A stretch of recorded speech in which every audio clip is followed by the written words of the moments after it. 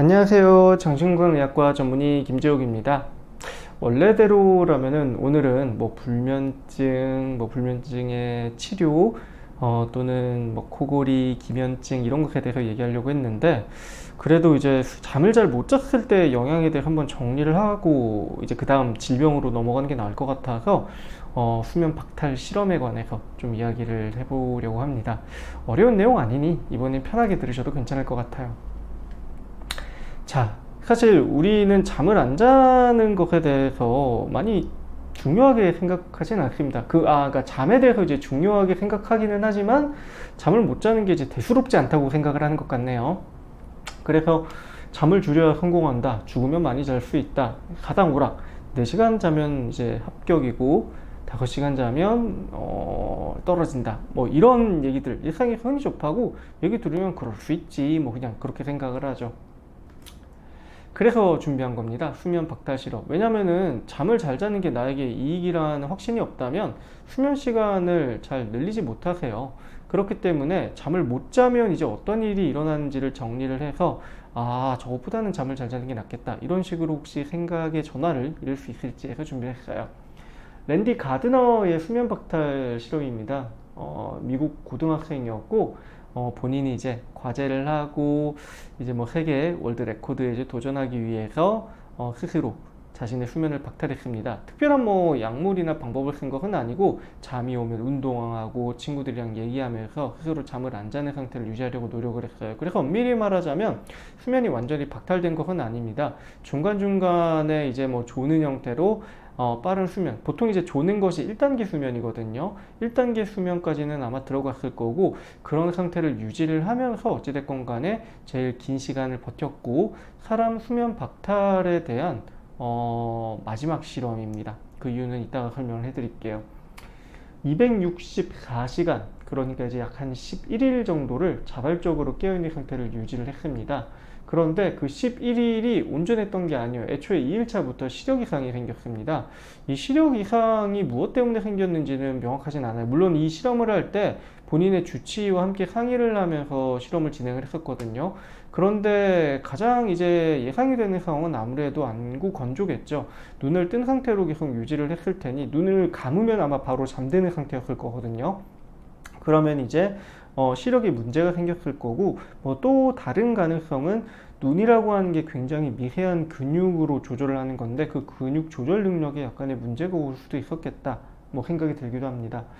4일차부터는 문제가 많이 심각해졌습니다. 환각이 느껴지거나, 그러니까 환청이나 환각 이런 것들을 이제 에둘러서 환각이라고 표현하기는 하지만, 기록을 보면은 이제 간판을 보고 사람인 줄 알았다 이 정도로 얘기를 했어요. 정확히 말하면 착시입니다. 있는 것을 착각한 것의 정도의 느낌이고, 우리가 조현병에서 얘기하는 환각과는 다르기는 하지만 어찌됐건 환각이 보였고 감정 조절 문제가 생겼습니다. 사람이 예민하고 짜증이 많아지는 문제들, 이런 것들이 생겼고요. 또 본인이 이제 고등학교 학생인데도 풋볼 프로 선수라고 이제 주장을 하면서 여기에 대해서 반론을 제기하면 이제 굉장히 화를 많이 냈다고 해요. 판단 능력도 굉장히 많이 떨어진 거죠. 실험 6일차 때는 단기 기억 상실증, 내가 하는 과제를 수행하는 중에 무엇을 하는지 잃어버리는 류의 심한 형태의 기억 상실증이 생겼고, 또 근육 제어 능력 역시 이상이 생겼습니다. 그렇기 때문에 다른 것 아무것도 없이 약물을 쓴 것도 아닌데 스스로 잠을 안 잠으로써 나타난 현상이 워낙 충격적이어서 이 이후에 사람을 대상으로 하는 수면 박탈 실험은 하지 않게 됐고, 그리고 이제 그 유명한 월드 레코드에서도 이런 류의 기록은 더 이상 받아주지 않겠다라고 선언을 했다고 합니다. 2일차 그리고 4일차, 우리가 이제 밤을 며칠 동안 샜다고 사실 표현을 많이 하는데, 실제로는 밤을 온전히 새지 않고 그래도 2시간에서 3시간 정도는 자면서 밤을 샜다고 표현하는 경우가 많아요.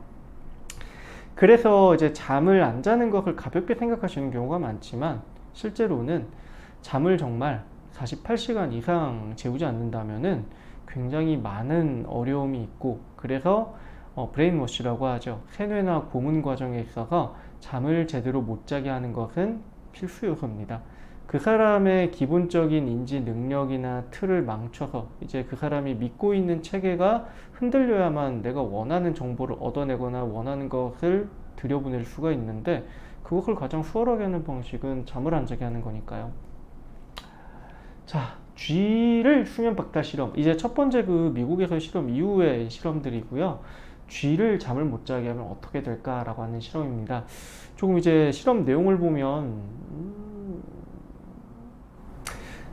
딱히 저라면 하고 싶지 않은 실험이기는 하지만 실험 결과에 대해서는 그래도 고민해 볼 바가 있어서 가져왔어요. 먼저 잠을 완전히 못 자게 한 쥐들은 11일에서 32일 내에 사망을 했습니다.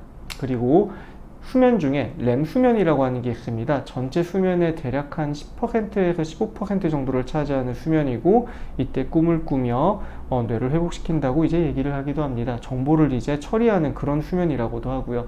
그래서 그 수면만 박탈한 쥐 역시 논렘 수면, 그 렘 수면을 제외한 나머지 80에서 90%의 수면은 다 잤는데도 16에서 54일 내에 사망을 했습니다. 이것이 이제 저에게 의미가 있는 건, 수면 무호흡에 관련된 진료를 하다 보면은 전체 수면 기준으로 봤을 때는 무호흡 지수가 낮지만 렘 수면 때만 수면 무호흡 지수가 높으신 분들이 있어요. 이런 분들이 낮 시간 동안의 인지 기능이나 집중력 장애가 제법 큽니다.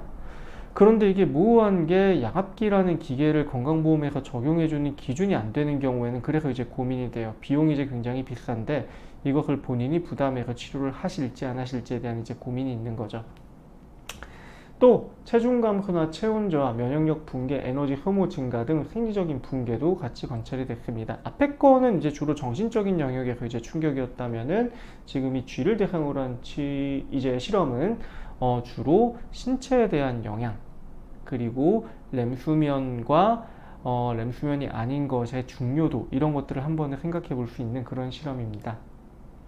마지막으로 이제 강아지를 대상으로 실험을 했고, 음식을 주지 않은 그룹과 잠을 재우지 않은 그룹을 비교를 했습니다.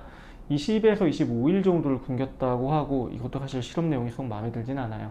그런데 이제 음식을 제공했을 때는 건강한 상태를 이제 회복을 할 수는 있었지만, 잠을 안 재운 그룹 같은 경우에는 이후에 잠을 자더라도 회복이 되지 않는 모습을 보였습니다.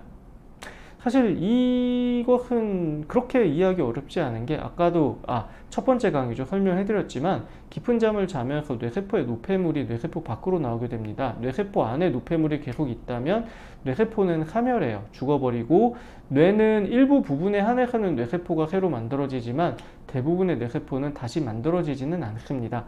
그러면 깊은 잠을 못 잘수록 죽어가 나가는 뇌세포는 늘어나게 되는 거고, 내가 나중에 잠을 자더라도 죽은 세포가 살아나지는 않으니 이런 결과가 나오게 되는 거죠.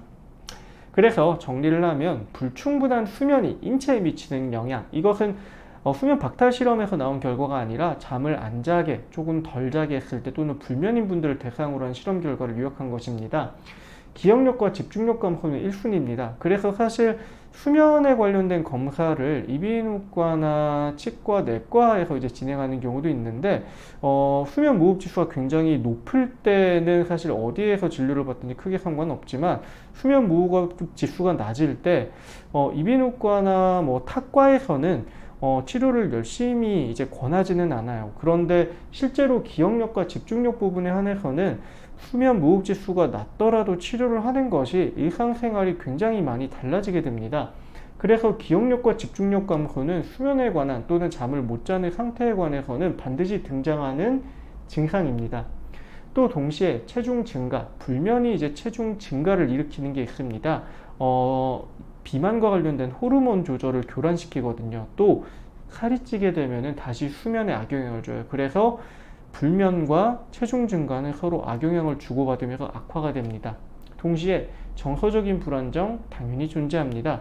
저도 진료를 하다가 아무리 이제 치료를 하더라도 우울이 개선이 되지 않으면 결국 체크해보는 것 수면이에요. 그런데 본인은 그 수면이 정상이라고 생각하시겠지만, 실제로 검사해보면 내 수면이 정상이 아니고 심지어 굉장히 심각한 문제가 있는 경우 많거든요. 그런 경우에 수면 교정하면 우울 증상이 많이 좋아집니다.